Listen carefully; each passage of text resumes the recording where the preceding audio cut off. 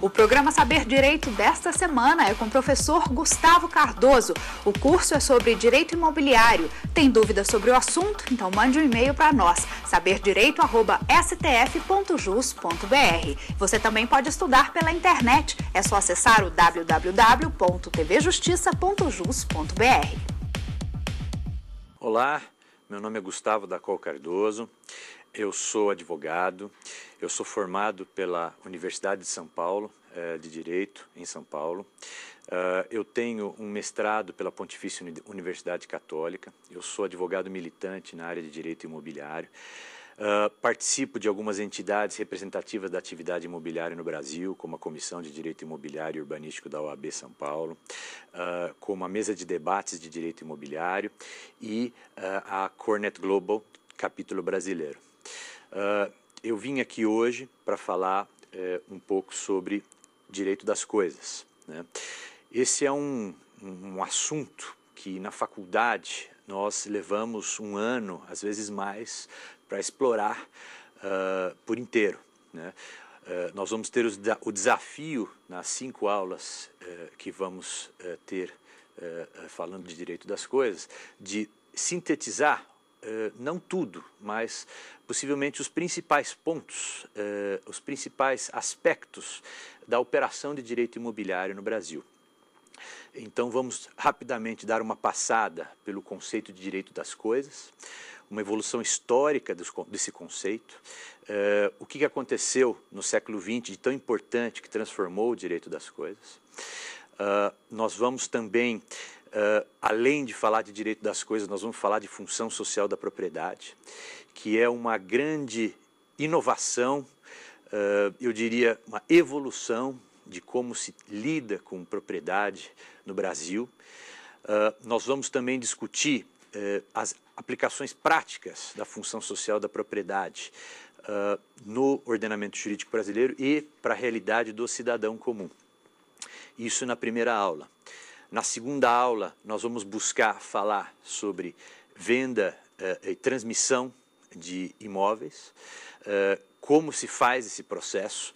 Nós vamos discutir um pouco de aquisição originária, uso capião, accessão. Nós vamos discutir os modos clássicos de aquisição da propriedade imobiliária e as estruturas atuais que se apresentam no mercado para essa aquisição. Na terceira aula, nós vamos buscar falar de locação. Locação no Brasil, ela teve algumas mudanças recentes, bastante pujantes, né, particularmente voltadas para o mercado corporativo e para permitir que algumas modalidades específicas de locação pudessem ter um tratamento diferenciado, fora da Lei 8245/91. Nós também vamos discutir loteamentos e incorporações, né? Basicamente a responsabilidade também civil do construtor, do incorporador, do loteador. Vamos discutir também os desdobramentos atuais que envolvem as ferramentas para comercialização de unidades em tais empreendimentos. E por fim, encerrando na nossa quinta aula, nós vamos discutir a questão de gestão do patrimônio imobiliário. A gestão do patrimônio imobiliário não envolve diretamente, em alguns casos, direito imobiliário. E eu vou mostrar, nós vamos discutir um pouco a questão da multidisciplinariedade que é necessária hoje para que qualquer profissional do direito possa exercer suas atividades, possa operar o direito e possa assessorar seus clientes. Enfim, eu acho que cabe agora iniciarmos.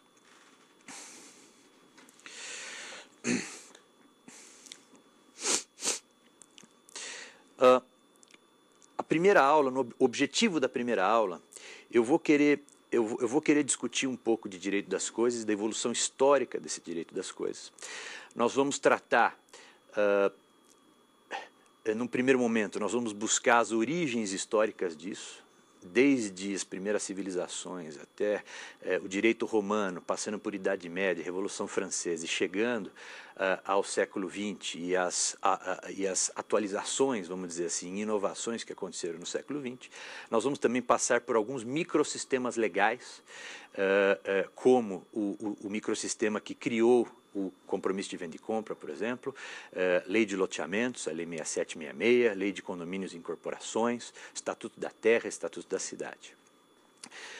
Nós vamos também explorar um pouco a Constituição Federal Brasileira e as atualizações feitas ao atual Código Civil, que substituiu, em boa parte, o Código Civil de 1916, feito pelo Clóvis Bevilacqua.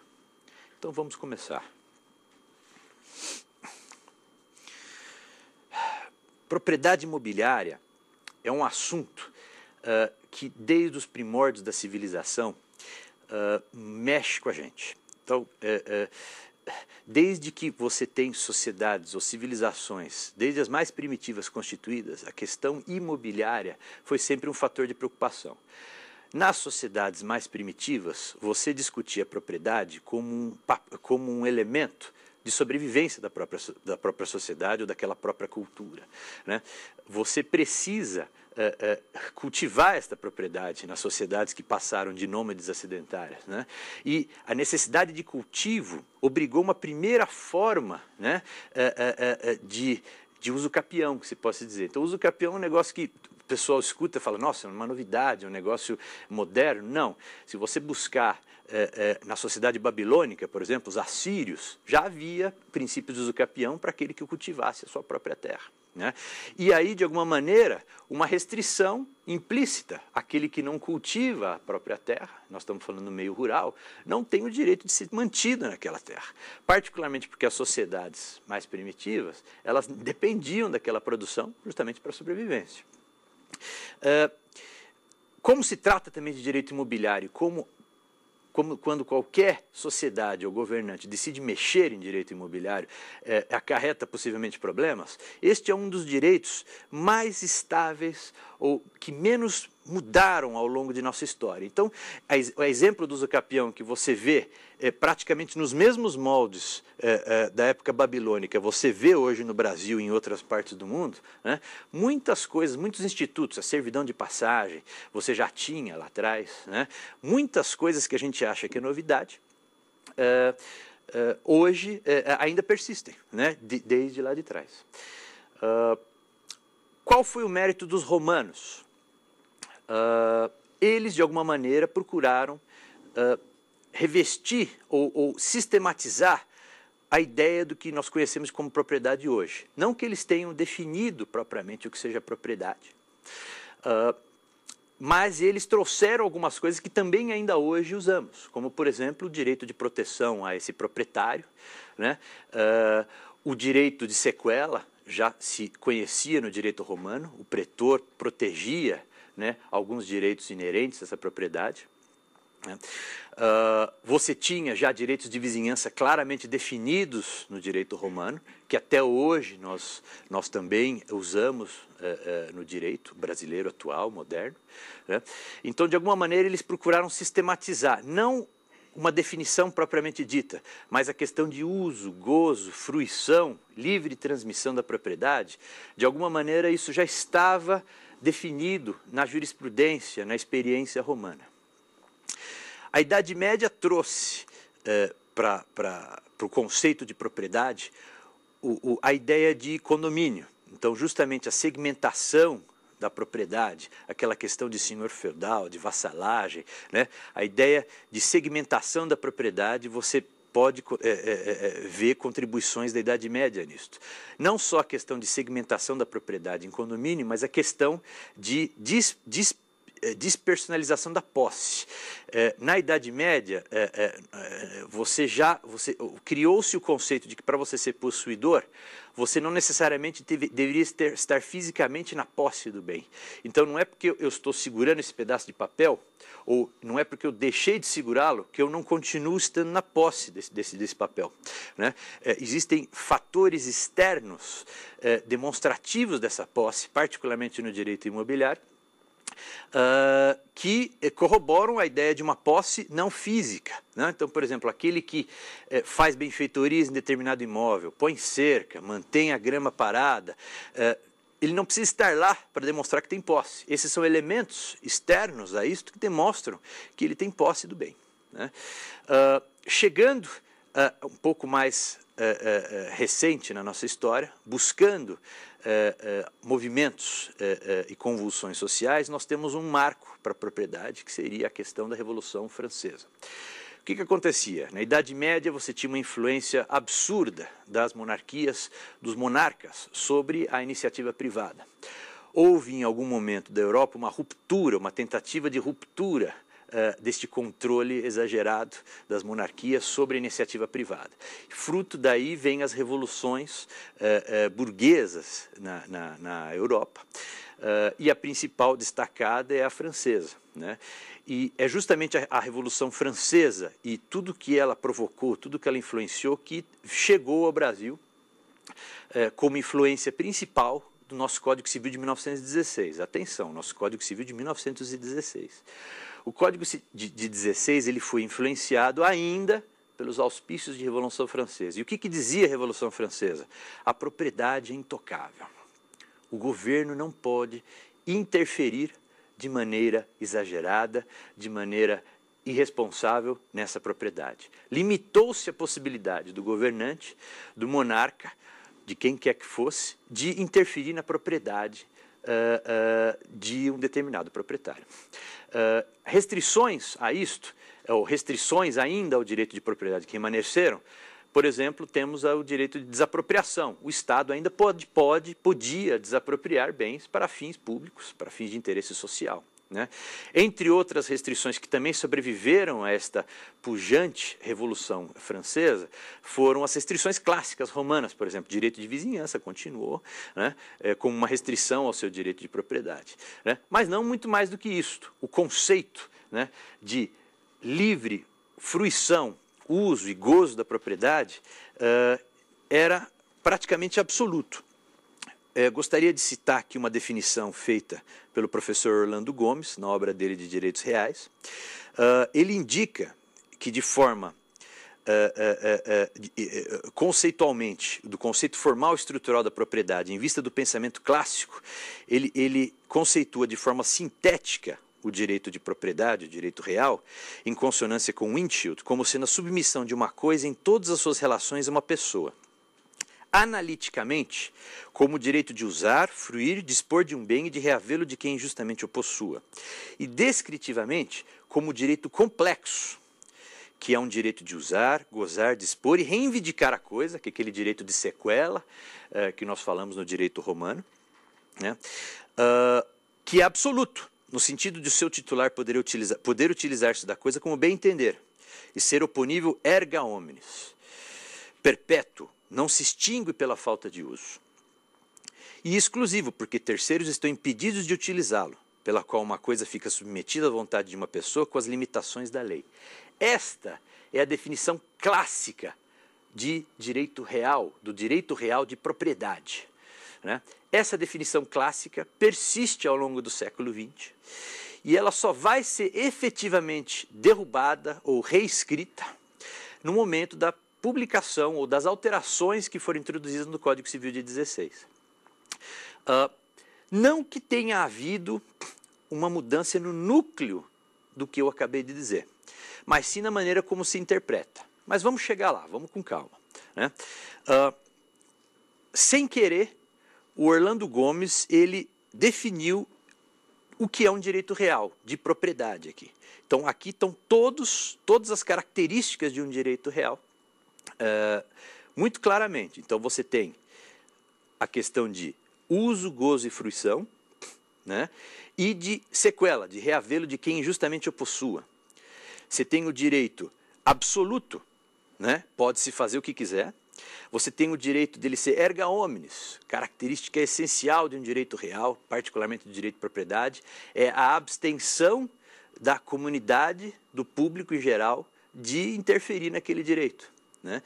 Há quem queira definir, ou quem quis definir isso no passado, um direito real praticamente como um direito obrigacional, que simplesmente tinha como polo passivo, ou como contraparte, né, a comunidade, ou todos aqueles sujeitos dentro daquele sistema legal.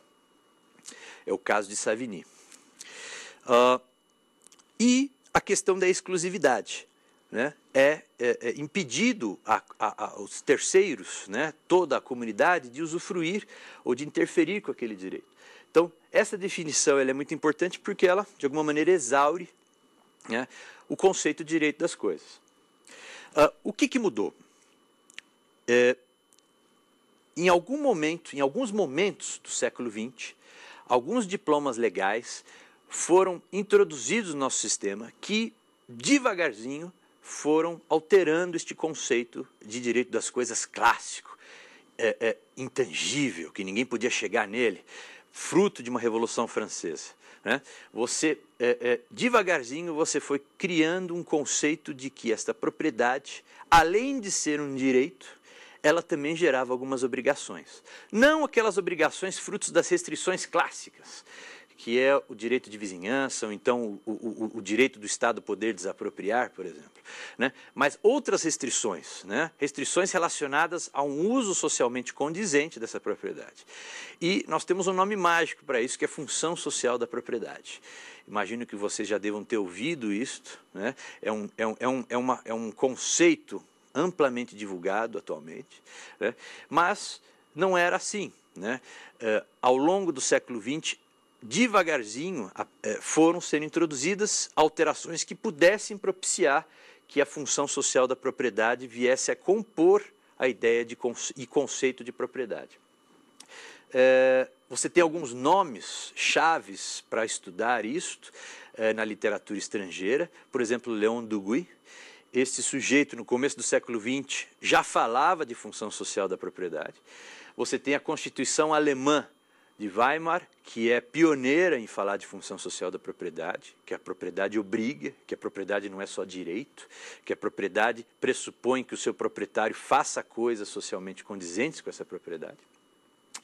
E no Brasil, vamos dizer, o primeiro reflexo prático foi no direito rural, curiosamente no direito rural, né? Então você tem o Estatuto da Terra, de 64, que trouxe com todas as letras a ideia de função social da propriedade para o uso do imóvel rural. A questão do imóvel urbano ficou relegada a segundo plano.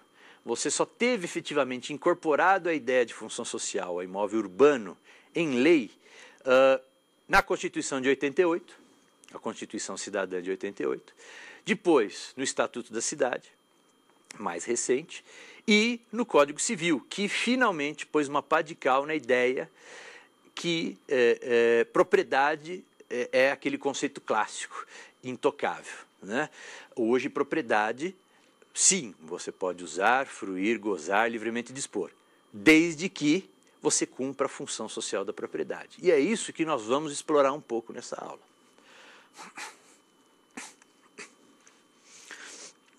O artigo 5º da Constituição Federal, incisos 22, 23 e 24, são leitura obrigatória para o estudante de direito que quer entender um pouco o que é função social da propriedade. Por quê? Justamente neste artigo se insere que se garante o direito de propriedade, mas imediatamente se vincula esse direito de propriedade a ela atender a sua função social. O que significa dizer isto? Porque quando foi inscrito o direito de propriedade e a função social da propriedade dentro do artigo 5º, você elevou esses conceitos ao conceito de dignidade da pessoa humana, que é do que trata o artigo 5º, basicamente. Ou seja, você ligou o conceito de propriedade e função social da propriedade ao conceito de dignidade da pessoa humana.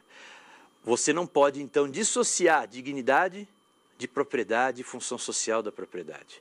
Isto é uma evolução ou revolução dramática do que se conhecia por propriedade no Brasil até então, né?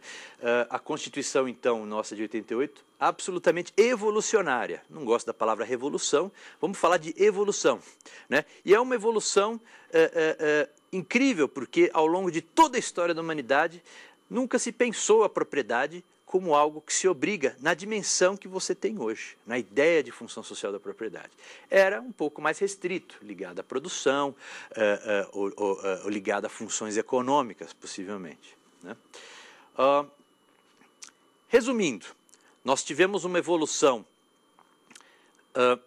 ao longo de séculos, desde os primórdios da civilização, de uma ideia de propriedade que foi se construindo aos poucos, mas que já previa, que já indicava uma série de institutos que até hoje nós usamos, como o do usucapião, como o direito de vizinhança, que foi trazido pelo direito romano, né? Como restrições clássicas, né? Tivemos, em algum momento, revoluções na Europa que mudaram o conceito de se ver propriedade no sentido de que tiraram a ingerência do poder do Estado, na época representado pelos monarcas absolutistas na Europa, e mesmo tendo ocorrido muito lá atrás, que ainda vieram influenciar o nosso Código Civil de 1916, em vigor até 2002. Acreditem os senhores, né? Em 2002, finalmente, com as alterações introduzidas ao Código Civil, tivemos a consolidação de um conceito que a propriedade não só é um direito clássico, imutável, intangível do seu proprietário, que pode usar, gozar e fruir da maneira como quiser, né? Mas que também este proprietário ele tem restrições ao seu uso e, mais do que isso, obrigações para se manter como proprietário, né? Quais obrigações? Aquelas ligadas à função social da propriedade que nós vamos discutir agora. Eu imagino que nós temos uma pergunta de um aluno, vamos ouvi-la. Olá, professor, meu nome é Gustavo e eu queria saber quais são os impactos práticos da incorporação do princípio da função social da propriedade no atual Código Civil para a sociedade civil em geral. Bom, o meu xará, o Gustavo, ele fez uma pergunta extremamente relevante. Qual que é o impacto prático para o cidadão da incorporação do princípio da função social da propriedade no atual Código Civil? E mais do que isso, nos outros institutos, nos outros diplomas legais que norteiam hoje a interpretação do que é direito de propriedade no Brasil, como a Constituição Federal, o Estatuto da Cidade, o Estatuto da Terra, que ainda está em vigor, né? O conceito é muito claro, né? Ser proprietário hoje não é mais tão fácil quanto antigamente, né? Por exemplo, um fazendeiro que, por exemplo, não cuida do meio ambiente na sua fazenda, segundo os princípios da função social da propriedade, pode se ver privado dessa propriedade. Então, o conceito do meio ambiente bem cuidado, né, integra o conceito de função social da propriedade também. Ou seja, não basta que este fazendeiro, que este produtor rural, simplesmente produza. Ele tem que cuidar da natureza, não pode poluir, né? Por exemplo, um industrial que queira instalar, por exemplo, uma indústria química, ele não pode fazer isto no meio de um bairro residencial, conforme previsto pelas leis e diretrizes municipais de zoneamento e urbanismo, né? Por quê? Se ele fizer isto, ele não vai poder operar. Ele vai fechar sua fábrica, ele vai se ver privado daquela propriedade. E existem vários mecanismos, né, colocados à disposição do poder público para fazer valer esses princípios, esse princípio da função social da propriedade, né? Os princípios clássicos de direito de vizinhança continuam, né? Mas deixar muito claro para o cidadão, para o empresário, para todo mundo que tem a propriedade no Brasil, não basta ser proprietário, existe uma obrigação relacionada à ideia de ser proprietário. E isto está muito claro nas relações de hoje, particularmente ligadas à área ambiental, trabalhista, social, né? Eu não estou falando de comunismo, eu estou falando de uso socialmente condizente da propriedade, né? A propriedade tem que ter o seu uso adequado. Caso contrário, esse proprietário será penalizado, né? Aquela propriedade, por exemplo, meramente especulativa, que o sujeito deixa ali só esperando a cidade crescer em volta para depois ele fazer alguma coisa com essa propriedade. Isto não é mais admitido, isso não é admissível hoje no nosso ordenamento jurídico. E o Estado tem, deve e pode coibir esse tipo de atitude, né? Isso acho que imagino que responde à pergunta do Gustavo, né? Prosseguindo então no nosso exame de função social da propriedade e seguindo na Constituição, né, para aquele que quer se aprofundar, ou que quer entender um pouco o que é isso, na Constituição, também é leitura obrigatória o artigo 170 da nossa Constituição, que fala da ordem econômica, ou seja, propriedade também está ligada à economia. Propriedade também está ligada a desenvolver atividades econômicas neste imóvel. O artigo 170 justamente fala de valorização do trabalho humano e livre iniciativa. E, no seu inciso 2 e 3, menciona a propriedade privada, clássica, e menciona função social da propriedade. Aquele conceito europeu da época da Segunda Guerra Mundial, particularmente da Alemanha nazista e Itália fascista, de que bastava você produzir que você estaria garantido na sua propriedade, este conceito caiu por terra. Além de produzir, que é o caso aqui da função da ordem econômica, você também tem que exercer atividades socialmente condizentes deste imóvel. Não adianta você produzir na sua terra e você ter lá mão de obra escrava, por exemplo. O Estado tem hoje ferramentas claras para eliminar essa propriedade, né? Dar outro destino a essa propriedade num cenário desse. Não basta ser produtivo, né? E por isso, exatamente por isso que está no artigo 170, que é o artigo da ordem econômica, inscrito também a ideia de função social da propriedade. Se formos prosseguir ainda na Constituição Federal, temos o artigo 182, que justamente se refere ao lado urbano da história toda, e ele fala da política de desenvolvimento urbano, que é realizada pelo Poder Público Municipal, e faz referência às funções sociais da cidade, para garantir bem-estar de cidadãos e de seus habitantes. E aí você tem a definição dada pela Constituição do que seria uma propriedade urbana cumprir ou atender sua função social.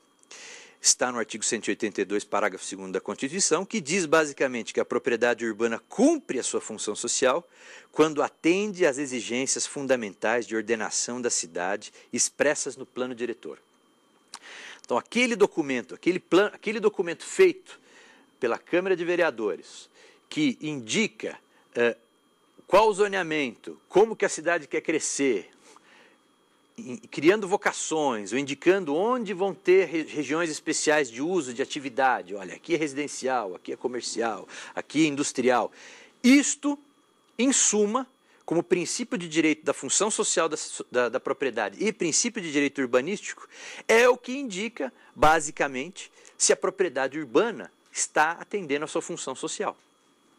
Então, aquele exemplo que eu falei do industrial, que quer instalar uma fábrica química no meio de uma zona eminentemente residencial, não faz sentido. Esse sujeito não está atendendo a função social da propriedade. Esse sujeito vai se ver privado dessa propriedade. Existem inúmeras ferramentas hoje em dia colocadas à disposição do poder público, como o aumento do IPTU de maneira progressiva, até o momento de desapropriação, ou até confisco, dependendo do caso, né?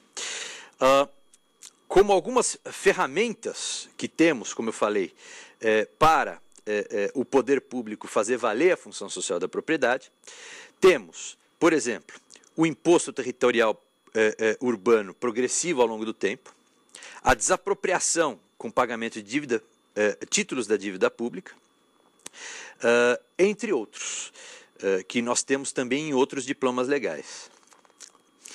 Na esfera rural, né, vamos buscar o artigo 186 da Constituição Federal de 88, e lá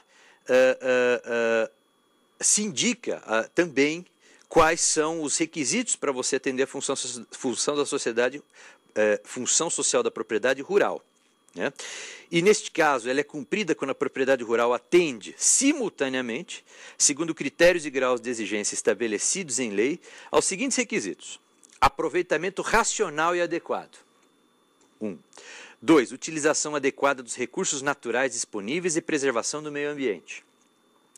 3. Observância das disposições que regulam as relações de trabalho.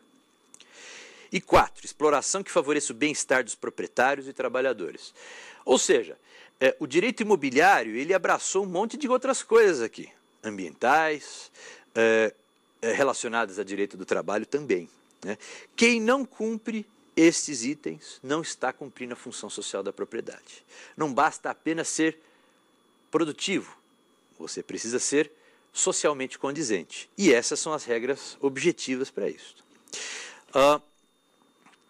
Quando a gente fala de Constituição Federal e de princípios, né, é importante também termos em mente que esses princípios eles irradiam, né, para toda a legislação infraconstitucional. Então, quando se vai discutir Código Civil, Estatuto da Terra, Estatuto da Cidade, Lei de Loteamento, entre outras inúmeras leis que tratam de propriedade, esses princípios que emanam da Constituição Federal têm que ser levados em consideração sempre que se interpreta um artigo de lei infraconstitucional.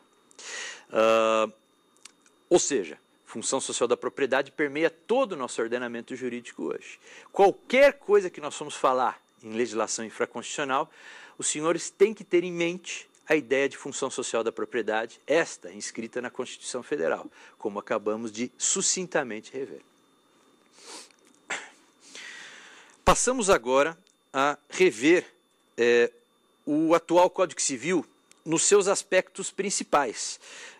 Eu não tenho aqui a ilusão de desenvolver a fundo algum tema específico, mas a ideia é chamar a atenção dos senhores para os temas que têm que ser estudados, particularmente quando se fala de propriedade e função social da propriedade. Vamos lá.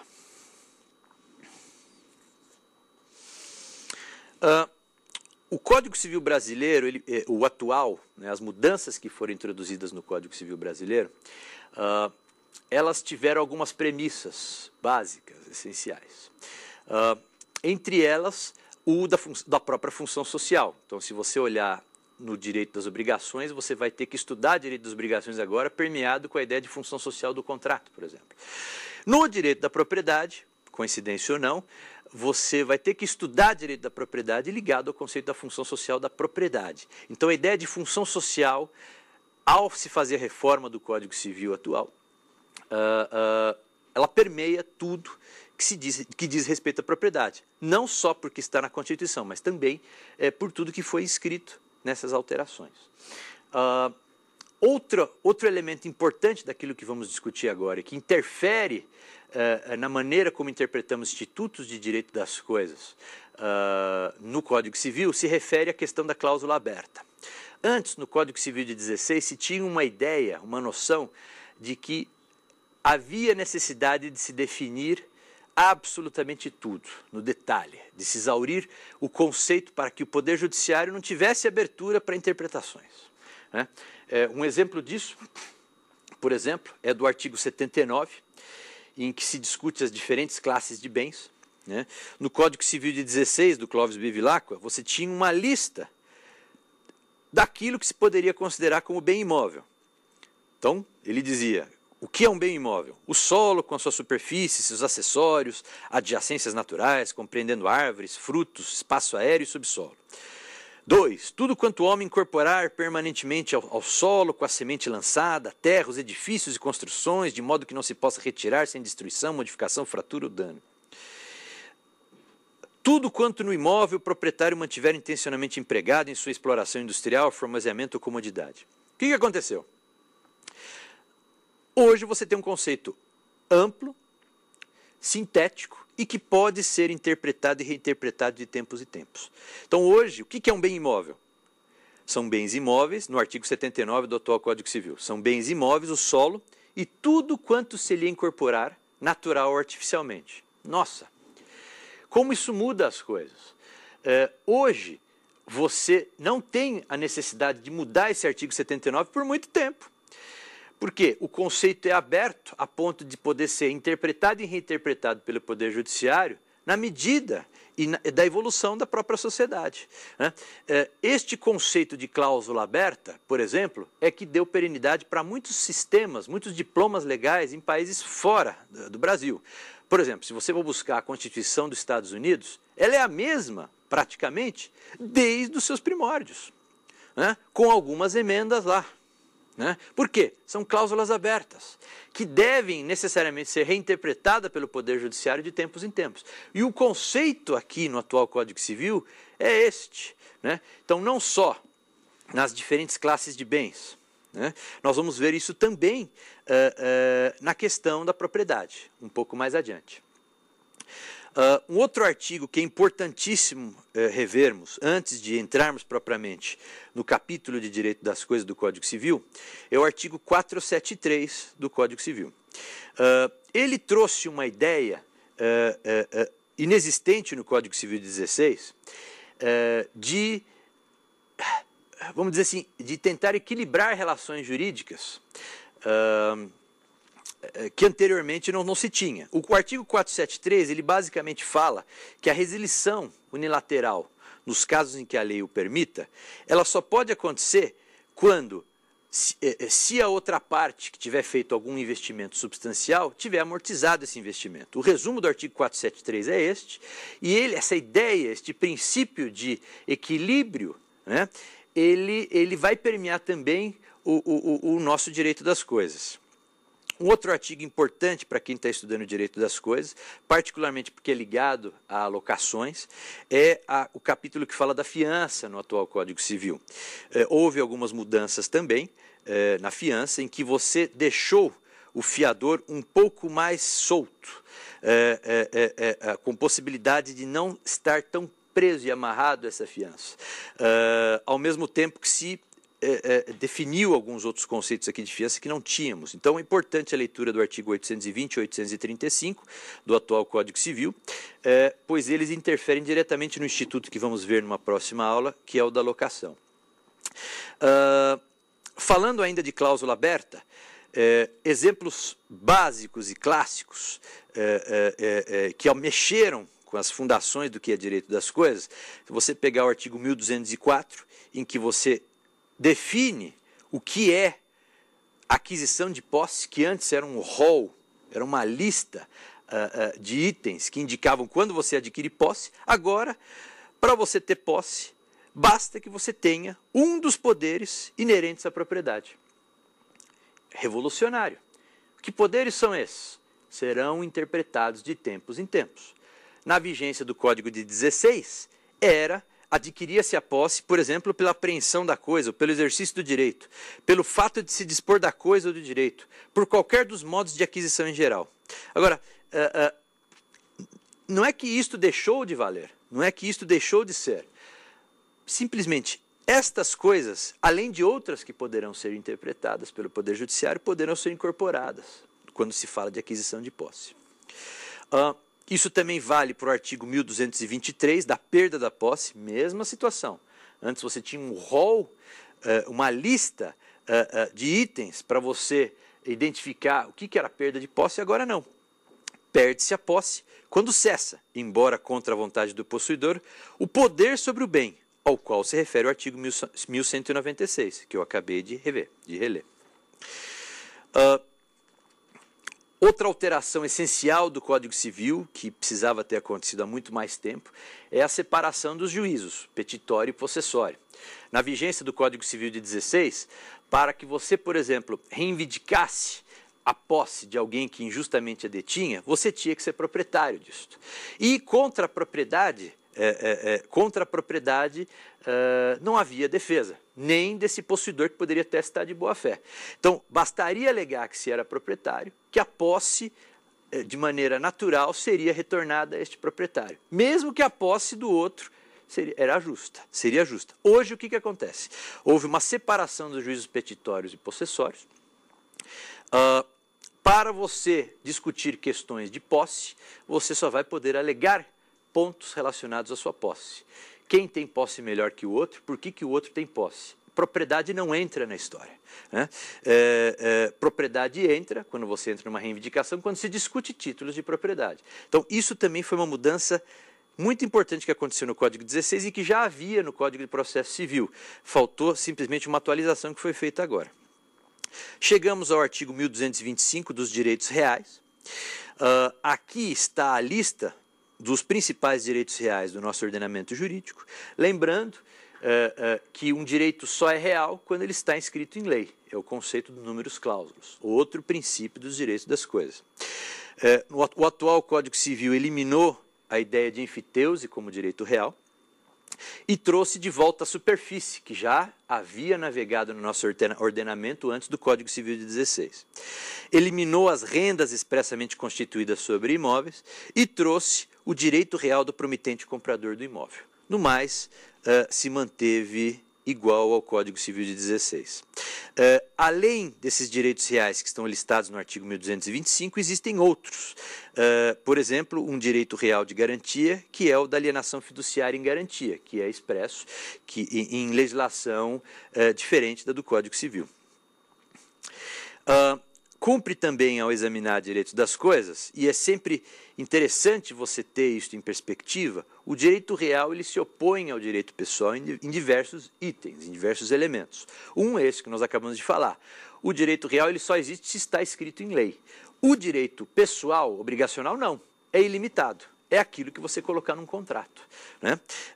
O direito real ele tem uma ideia de perenidade. Mesmo os direitos reais limitados têm uma ideia de continuidade muito prolongada. Os direitos obrigacionais, em regra, têm começo, meio e fim, já programado. O direito real implica em se ter sequela. Então, uma hipoteca, por exemplo, que grava um imóvel no registro de imóveis, esta hipoteca, ela persegue o imóvel, mesmo que o imóvel seja vendido a terceiros. Não adianta vender o imóvel a terceiros, a hipoteca continua lá. Isto é sequela, ela persegue o imóvel, né?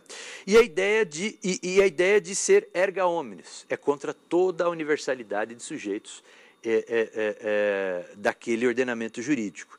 Ao passo que uma obrigação, ela só obriga aqueles que assinaram determinado contrato. Também é possível mencionar o princípio da exclusividade e o princípio da especialização como princípios relacionados aos direitos reais. Em resumo, gostaria de ler aqui uma definição do Francisco Eduardo Loureiro.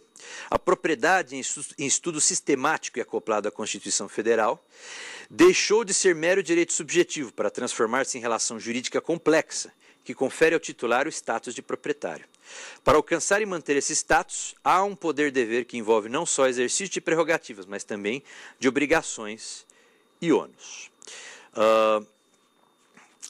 Um último ponto desta aula, que necessariamente precisa ser estudado pelo estudante de direito que se interessa em direito das coisas ou que pretende se formar em direito, é o do artigo 1228 do Código Civil. Ali, a definição dada à propriedade, à função social da propriedade na Constituição Federal foi alargada e introduziu-se um novo modo de aquisição de propriedade que se assemelha em alguns pontos ao usucapião, a outros pontos num tipo de desapropriação, em que uma comunidade pode adquirir um imóvel desde que este imóvel consiste em extensa área e que haja posse ininterrupta e de boa-fé por mais de 5 anos. Isto não é o usucapião clássico, porque aqui se prevê indenização ao proprietário. E aí se pergunta, qual é a função deste instituto, já que o usucapião coletivo já está previsto no Estatuto da Cidade, né? E os outros usucapiões na Constituição e no próprio Código Civil, né? O usucapião não prevê remuneração e o usucapião coletivo já está discriminado no Estatuto da Cidade.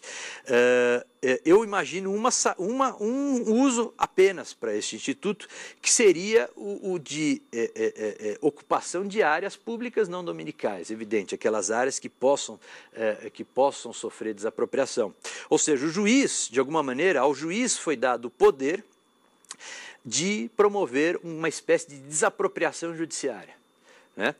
Na medida em que ele pode determinar que aquela propriedade ocupada possa ser titulada a esses ocupantes mediante uma certa remuneração. Bom, temos uma pergunta, estão me falando que temos uma pergunta de um estudante, vamos ouvi-la.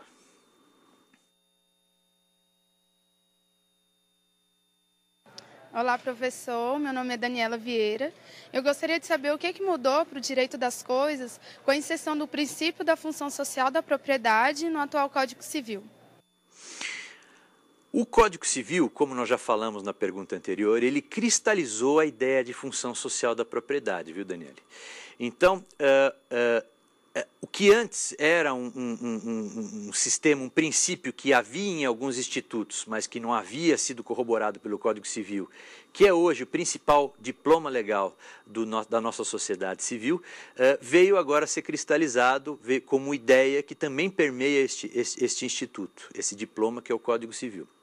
Mais do que isto, é a ideia, como já exaustivamente repetimos, de que a propriedade não só confere direitos ao seu proprietário, mas também obrigações, né? A propriedade agora pressupõe um direito e uma obrigação, um dever de usá-la de maneira socialmente condizente.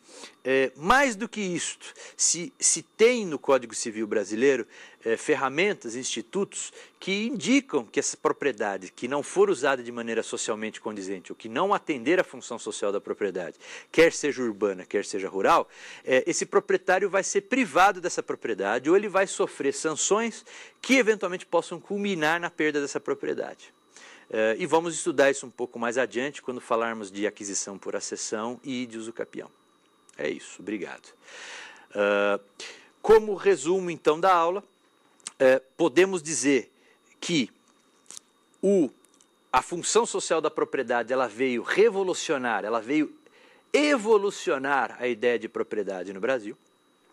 Primeiramente, em microsistemas legais independentes, como o do Estatuto da Terra, como o do parcelamento do solo urbano, Lei 6766, como o Estatuto da Cidade, como, posteriormente, a Constituição Federal, né? E, finalmente, cristalizado no nosso Código Civil de 2002. Uma vez inscrita, né? Uma vez inserta no nosso ordenamento, na sua plenitude, a função social da propriedade passa a permear todos os institutos que se referem à propriedade.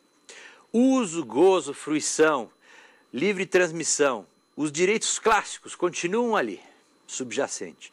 O que se agora coloca é uma lente na frente de tudo isso, que é a lente que se chama função social da propriedade. A propriedade pode continuar sendo usada, usufruída, livremente gozada, desde que a função social da propriedade esteja plenamente atendida.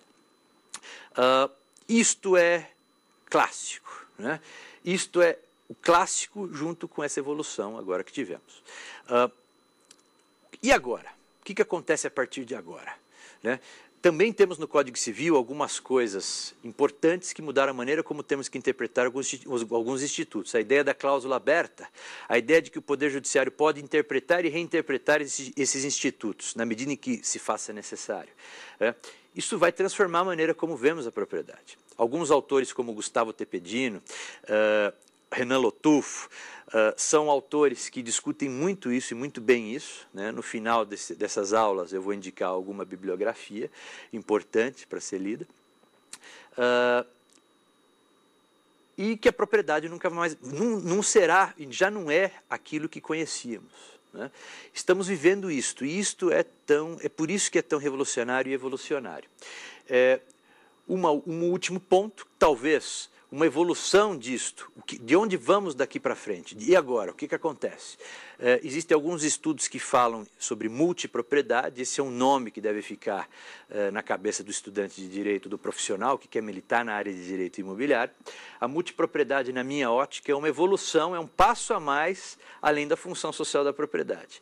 É uma segmentação não só das limitações clássicas de usufruto, de superfície, né? Mas também uma limitação em tempo de uso. Então, o exemplo clássico que você tem hoje sobre isto são as situações, as operações de time sharing, daquelas redes de hotelaria em que você tem, você compra como se fosse um título de clube, e você tem direito a usar aquilo no momento que você estiver usando, né? E outras pessoas também podem usar aquele mesmo bem, aquele mesma unidade, aquele mesmo quarto de hotel, né? Em outros momentos específicos. Então a propriedade não só limitada como num usufruto, por exemplo, né? Que é um direito real menor, mas também limitada no tempo de uso.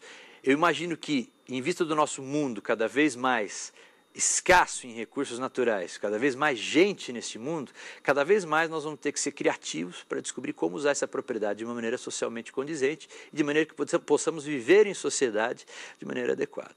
É isso para a primeira aula. Obrigado. Tem dúvida sobre o assunto? Então mande um e-mail para nós, saberdireito@stf.jus.br. Você também pode estudar pela internet. É só acessar o www.tvjustiça.jus.br.